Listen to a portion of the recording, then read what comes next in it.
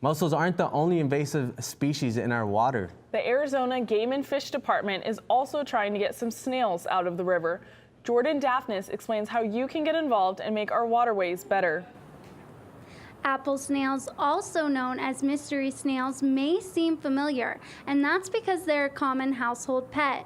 But these snails are making homes in places where they don't belong, like the Salt River. Apple snails are commonly seen in home aquariums, but they are a threat to Arizona's rivers and lakes. They take up space and food, and these particular snails, they eat a lot of vegetation. They'll even eat small native snails and eggs. The apple snails will eat anything, but most species won't eat them. The other wildlife that typically eats snails don't like to eat apple snails because they don't taste good.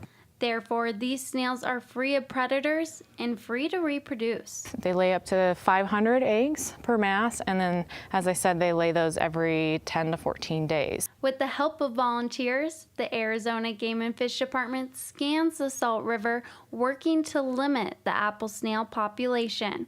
And then we spend about 20 minutes on either side of the river just counting them, the snail masses, so we can get an idea of their population and density. And then there's a little group that comes behind us and knocks down the egg masses. And then if we find any of the juvenile or adult snails themselves, we'll remove those as well. Rainey says anyone can join them on the trip as long as they've taken a paddle sports education course. It takes a lot of people just because they do lay their eggs so often and so quickly that it always helps to get volunteers. Volunteers are heading out to the river later this week, and they'll be heading out again on August 17th. In Phoenix, Jordan Dafnis, Cronkite News.